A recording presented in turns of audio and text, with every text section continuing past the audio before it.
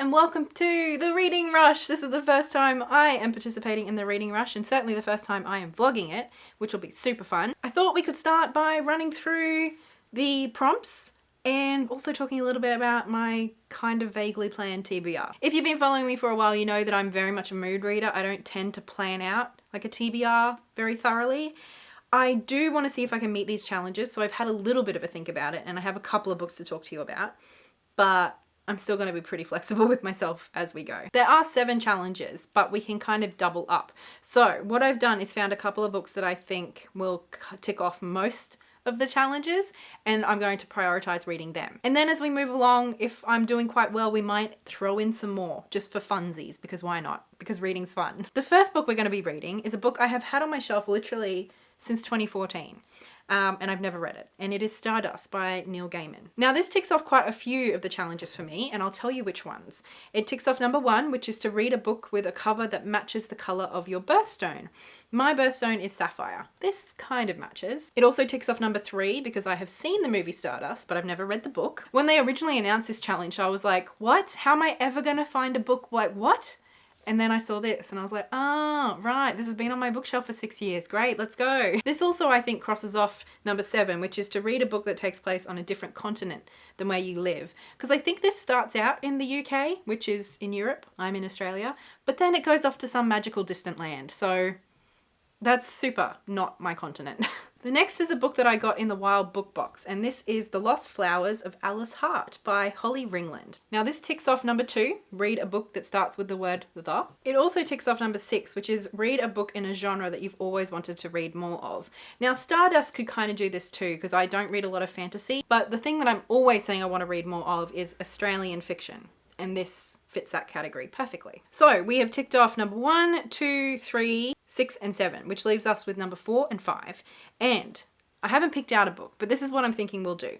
Number 4 is to read the first book you touch, and number 5 is to read a book completely outside of your house. So what I'm thinking is somewhere in the middle of this week, I will pull out some of my like shorter books, put them in like a pile, close my eyes, randomly pick one, and I will read that short book out on my balcony. So basically my goal will be to read these 2 books and then one other shorter book that we'll pick at a later point sometime this week. So that is my TBR for the week. Nothing too crazy, but I think it's ambitious while still being reasonable and achievable. And of course, I'm flexible with myself if I want to throw in some different things, throw in a bit of manga. I don't know. We'll see. We'll see what happens. These reading vlogs are always a little over the place, but that means we do end up with some interesting books by the end of the vlog. So let's get stuck into some reading. Woo!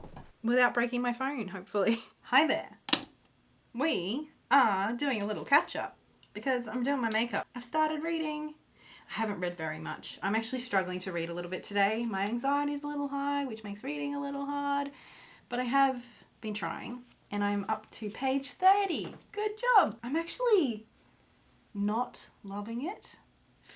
I loved like the opening page or 2. I'm just not finding myself drawn into this story like I normally would hope I would be by 30 pages in. I do think it's quite cute like how the chapters open up. How they have like chapter 1 in which we learn of the village of Wall and of the curious thing that occurs there every 9 years. Like I love how each chapter has a little, I don't know, subtitle. And I did really like the opening. There was once a young man who wished to gain his heart's desire. And while that is, as beginnings go, not entirely novel, for every tale about every young man there ever was or will be could start in a similar manner.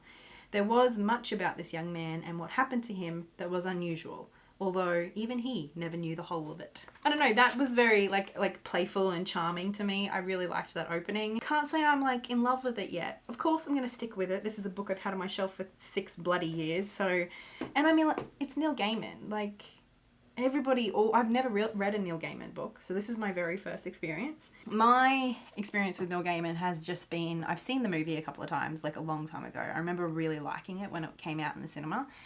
And then also he's written a few Doctor Who episodes. A few? Or at least he wrote the one where the TARDIS becomes a woman. That's a wonderful episode. But that's about all of my exposure to Neil Gaiman. So I've long thought I would love this book and my hopes are still reasonably high.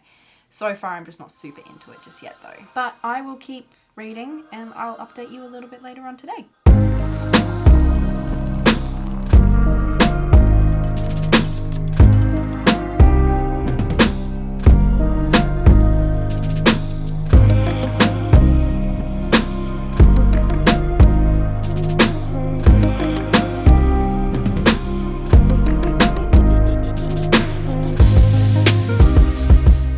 friends, and welcome to day 2 of the reading rush. I am sitting down to get stuck into the rest of Stardust by Neil Gaiman. I did read a little bit more last night. I'm up to chapter 9, which is like a page 150, so like 3/4 of the way through the book. And yes, please excuse my bed hair. I have to say, I'm not loving it as much as I thought I would. There's some things that just kind of feel a bit uncomfortable to me, and I'm just trying to enjoy the story for what it is. And there are some bits that have just kind of made me quite happy or made me laugh quite a bit, but I'm not loving it yet. I'm still enjoying it though. But today has actually been quite a good mail day, so let me show you some of the things that have arrived. So the first new exciting thing that arrived was my New Life's Library book. This one, I've never heard of this one before. It's called Space Struck by Paige Lewis, and it is some poetry. I always like the idea of reading poetry, but I don't read a lot of it, and I never feel like I'm very good at reading it.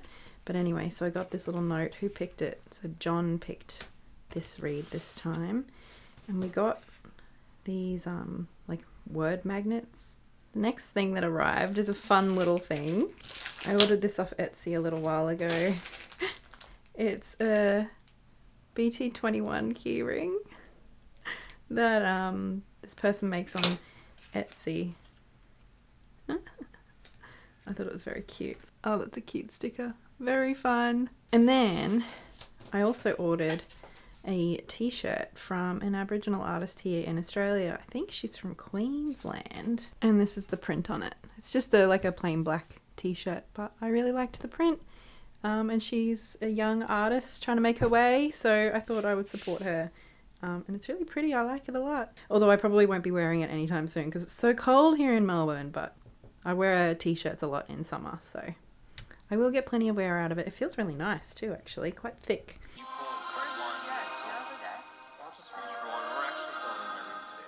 So it is mid-afternoon here on day 2 of our reading rush, and I've just finished Stardust by Neil Gaiman. Today's been a pretty lazy day. I've just been kind of editing and reading. That's pretty much it.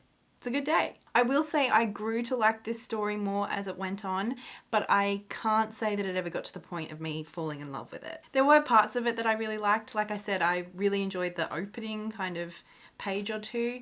There were also some moments of just really beautiful humor that, you know, gave me a good chuckle. This is basically like a coming of age adventure fairy tale of a young man who declares his love for a beautiful young woman, and after him being a bit pushy with wanting a kiss, she tells him that if he goes and collects the fallen star that they've just seen fall, that she will marry him. And the star has fallen beyond the wall, which is the barrier between this world and the next, or fairy. So our protagonist waltzes off into fairy to find this fallen star so that he can get this pretty girl to marry him. And this is like a midway spoiler. Turns out that the star is not just a fallen lump of metal, but actually a girl.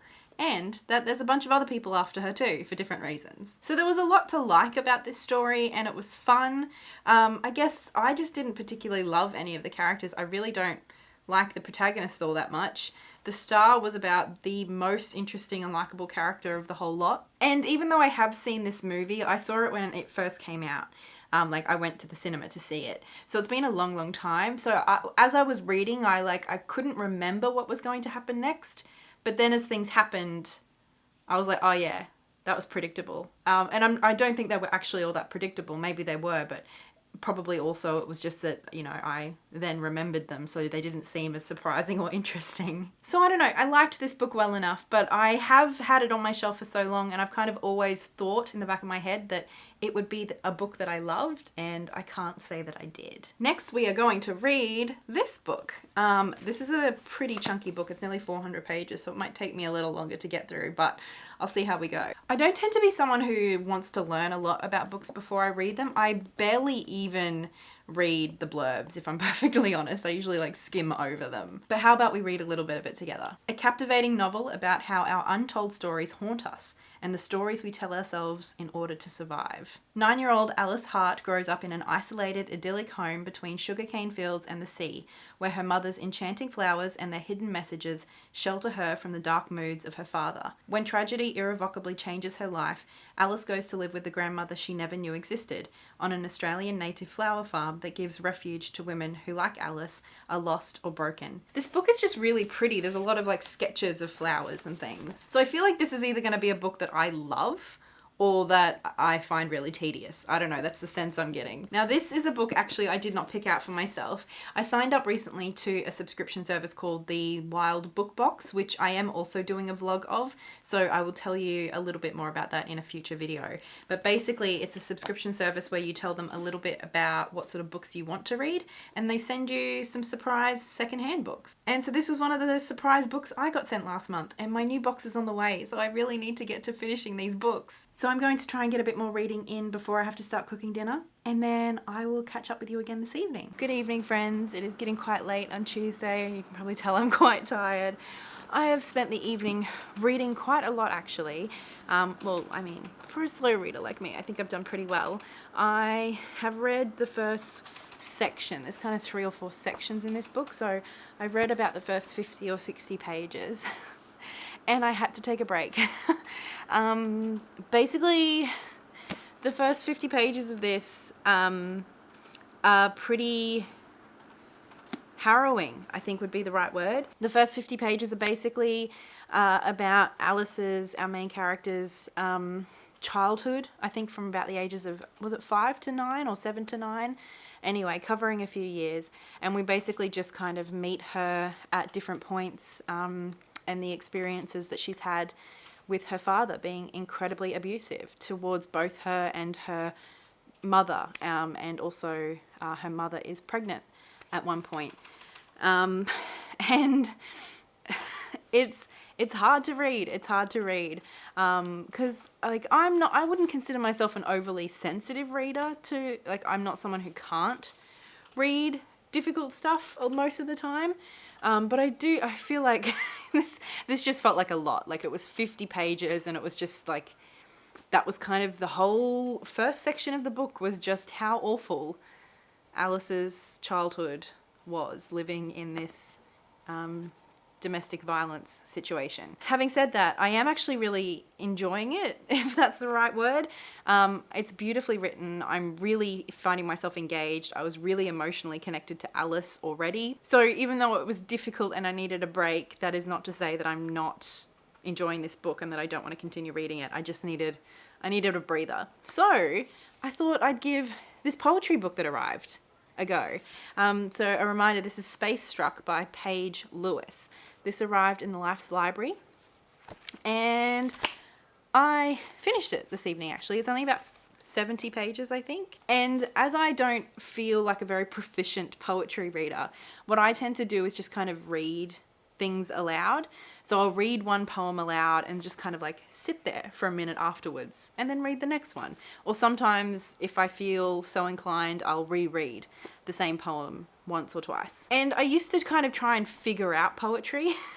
I sort of felt like I needed to be a bit cerebral about it, but I sort of gave up on that. Now I'm more, when I do read poetry, which to be fair is not all that often, when I do read it, I just sort of, I don't know, sit in it. And I've also stopped caring so much about whether I'm reading it correctly or not. I just sort of figure that's part of the experience of it. So all of that is to say that I don't have a lot of specific, like, interesting, clever things to tell you about this. I suppose there were some strong themes of like God, saints, space, but I thought I would just read you not a whole poem, but just maybe like a couple of lines from a few of the different poems that stood out to me. Like I said, I'm not a strong reader, so I could be reading it very wrong, but I thought this would be a nice way to close out the night. Still, what do astronomers know about public appeal? When naming the colour of our universe, they had the chance to vote for either primordial clam chowder or cosmic latte, and they chose the latter. Lately, I've been feeling betrayed by names. The king cobra isn't a cobra, the electric eel isn't an eel, and it turns out my anger was fear all along. It's selfish to want to witness awe, to stand in a museum and shift your gaze between the painting and your reflection in its frame. I forget that the moon smells like spent gunpowder. I forget what would happen to your body in a black hole. I don't forget your body. This would be unforgivable, and I have so many strikes against me already. I'm sorry I couldn't hide my joy when you said, lonely. It made me feel useful. I used to be aimless, swallowing marbles and clicking my way through cities, licking my thumbs to smooth the eyebrows of almost any man. Now I demand a love that is stupid and beautiful, like a pilot turning off her engines mid-flight, to listen to rain on wings. I want to find you a peach so ripe that even your breath would bruise it. I want to press its velvet heat against your cheek, to make you edge into the bite until your mouth is too wet to ask questions. Anyway, those are just a few of the ones that really stood out to me and that I really liked and that I read over a few times, even if I don't really know why. My original plan was to daily vlog the reading rush, but I didn't feel like I got enough done on the first day to justify uploading a whole video. But I do feel like now, at the end of day 2, we've read quite a bit, haven't we? So I'm going to finish editing this video and get it up to you guys tonight. And I will get stuck back into this one tomorrow, and I will see you then in a new video. Let me know in the comments if you are following along with the reading rush, how you're going, what you're reading, or if you've read any of the 3 books that I've been reading in this vlog. Let me know what you think. I think this will be my first video up on my new channel too, which is exciting. Thank you all so much for your support with this change, this shift. I was very nervous, but I feel good about it, you know? So I do hope you've enjoyed this video. I hope you've enjoyed hanging out with me. I've just realized how awful this lighting is. Before I say goodnight to you though, I would like to say a big thank you to my patrons over on Patreon for all of their support. And a big extra special thank you goes to Tracy Timmerman, Laurie, Lynette Brown, and the Hales K. I appreciate all of the support I've gotten, but I do have to say that making this big shift with my channel, I don't think I would have had the confidence to do it without the encouragement and support from my patrons. So thank you all so much. Anyway, I will see you in a new video in a couple of days. Until then, chat to me in the comments. Happy reading and much love. Bye.